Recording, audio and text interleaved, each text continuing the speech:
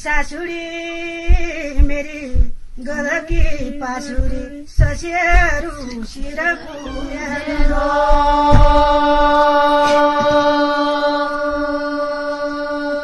तेरु जडेलो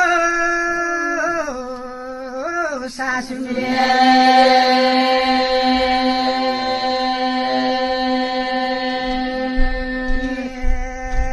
सासुरी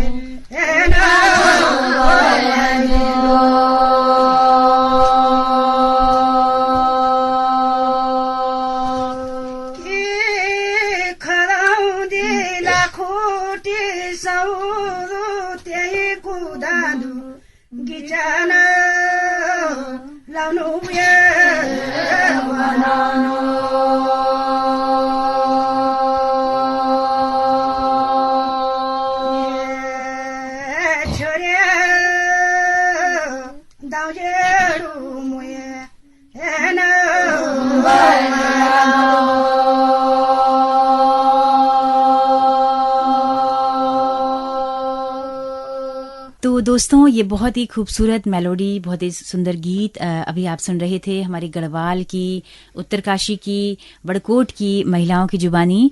ये गीत क्या है, इसके बोल क्या हैं, ये कौन सी विधा है गाने की, इस पर विस्तार से बता रहे हैं गुरुदेव सिंह राणा जी, जो कि बड़कोट के ही हैं, जो इस गीत को हमारे लिए रिकॉर्ड करके लाए हैं।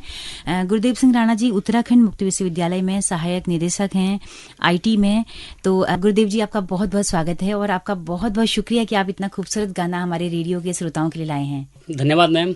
मैं सबसे पहले सामुदायिक रेडियो केंद्र का धन्यवाद देना चाहता हूं और हेलो हल्द्वानी सुनने वाले सभी श्रोताओं को धन्यवाद देना चाहूंगा और सभी का अभिनंदन करता हूं। गुरुदेव जी, ये गीत क्या है, ये कौन सी विधा है, ये क्या आपके इलाके में, बड़कोट के इलाके में, क्या ये कोई स्पेशल विधा है गाने की? जैसे हमारे वहाँ थोड़ा बहुत इस तरह से मिलता जुलता सगुन आखर गाए जाते हैं शादियों में या कोई भी शुभ काम में, तो क्या ये कुछ उसी तरह के गाने हैं या ये विरह का गीत है? मैं चाहती हूँ विस्तार से आप बताएं। अब मैम, सबसे पहले तो मैं ये कहना चाहूंगा, दरअसल ये गाने जो होते हैं ये पुराने जमाने में गाए जाते थे। पुराने जमाने में लोगों के पास मनोरंजन करने के साधन नहीं हुआ करते थे, जैसे टीवी, रेडियो। तो जब बहुत सारी महिलाएं या पुरुष एक जगह मिलते थे तो अपने मनोरंजन के लिए वो इन गानों को गाया करते थे, जिन्हें हम छोड़े बोलते हैं।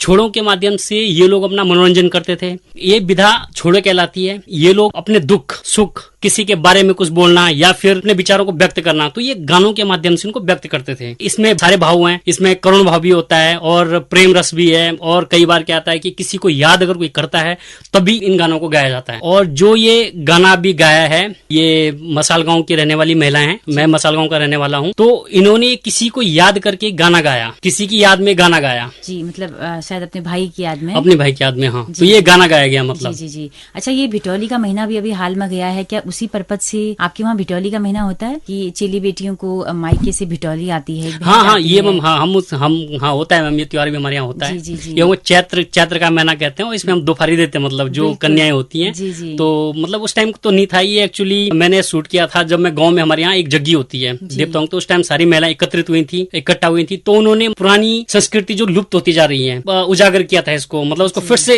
जीवंत किया था जी। अच्छा, इस वीडियो में कई सारी महिलाएं, मतलब बहुत बूढ़ी महिलाएं नहीं है, एकदम मिडिल एज की महिलाएं हैं। तो ये अगली पीढ़ी में ये विधा ट्रांसफर हो रही है, इसका मतलब कि अगर मैम कह सकते हैं, लेकिन ये इसके चांसेस बहुत कम है। क्योंकि जो नई लड़कियां हैं वो शायद इन विधाओं को नहीं जानती हैं। ये इक्के दुक्के गाँव में अभी भी हैं जो इस विधा को जानते हैं। ये कह सकते हैं ट्रांसफर अभी हो नहीं रही है, क्योंकि अब क्या है, मनोरंजन के बहुत साधन आ गए हैं। बच्चे, इनकी बेटियां इसको नहीं गा रही हैं। नहीं मैम, ये कह सकते हैं कि एक्चुअली क्या है कि जो ये विधा है ये लुप्त होती जा रही है। तो इसको बचाना तो बहुत जरूरी बहुत है, जरूरी है, क्योंकि इतना सुंदर ये गीत है।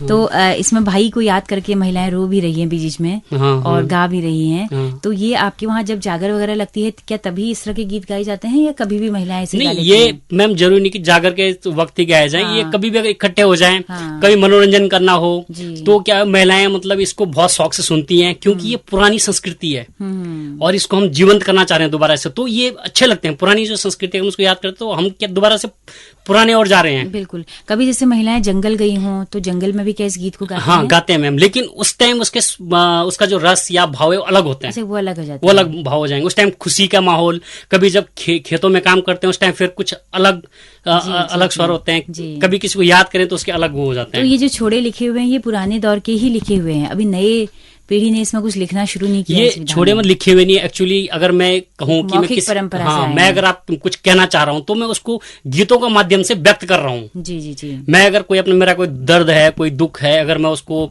व्यक्त करना चाह रहा हूँ तो मैं उसको गाने के माध्यम से उसको व्यक्त करूंगा। बिल्कुल, तो बिल्कुल। ये इसी को हम छोड़े बोल रहे हैं। मुझे लगता है कि हमें इस धुन को लेना चाहिए और उसमें कंटेंट कुछ नया जोड़ के इस धुन को, इस छोड़े वाली जो धुन है इसको बरकरार रखना चाहिए। हाँ सही बोल रहे हैं। कंटेंट हम इसमें बदल सकते हैं आगे के लिए, अभी का जो जीवन है उससे जोड़कर कुछ कर सकते हैं। हाँ जी मैम। लेकिन जो लय, जो ताल इसमें है उसको हमें बनाए रखना चाहिए। हाँ जी मैम। हाँ और क्या कहना चाहेंगे आप, और क्या क्या है आपके वहाँ की? अगर लोग संस्कृति की बात करें तो और कौन सी विधाएं हैं गाने? लोक संस्कृति में हमारे यहाँ एक झुमेला होता है जिसको हम तांद बोलते हैं। तांद में हम गाना गाते हैं और ज्यादातर हम हमारे राजा रघुनाथ हैं तो उन पे बहुत सारे गाने हमारे यहाँ के लोगों ने बनाए हैं।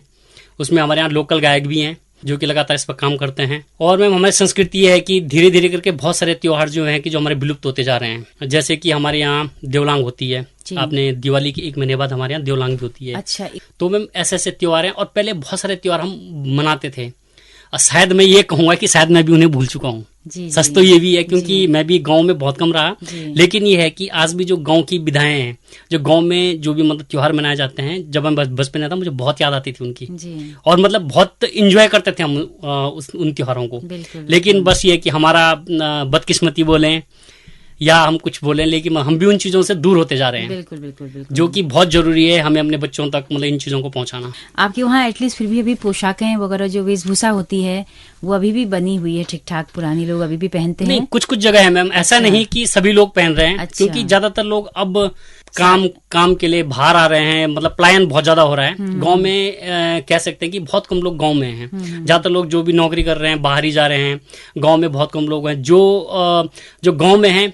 तो अब क्या है कि वो भी मतलब इन चीजों से दूर जा रहे हैं। हाँ, टीवी क्योंकि आ गया घर घर में, हाँ, टीवी टीवी की आ गया संस्कृति हाँ। को अपना रहे हैं। यस। टीवी वाले गीतों को अपना रहे हैं, वहीं का पहनावा अपना रहे हैं ना। हाँ, बस ये वही सब हो हो रहा गया है। है। हाँ, तो चाहूंगा। गुरुदेव जी आपका बहुत बहुत शुक्रिया, आप इतना खूबसूरत गीत हमारे हल्द्वानी के, हमारे उत्तराखंड के, हमारे कुमाऊं के श्रोताओं के लिए लाए हैं। जब तक गढ़वाल और कुमाऊं की संस्कृति का जब साझा जब नहीं होगी, जब आदान प्रदान नहीं होगा, तो हम इसको हमें बचाने की पहल और ज्यादा हमारे लिए आसान हो जाएगी जब हम एक दूसरे की चीजों को साझा भी करेंगे। जरूर मैम। मैम आपको बहुत बहुत धन्यवाद देना चाहूंगा। प्लस मैं उन महिलाओं का धन्यवाद देना चाहता हूं जिन्होंने इस गाने को शूट किया है मेरे लिए। बहुत बहुत धन्यवाद उनका भी। और प्लस मैं सभी हेलो हल्द्वानी सुनने वाले श्रोताओं का धन्यवाद दूंगा और आशा करता हूं कि यह संस्कृति या लुप्त हो रही विधा आप लोगों को पसंद आए। जय हिंद, जय भारत।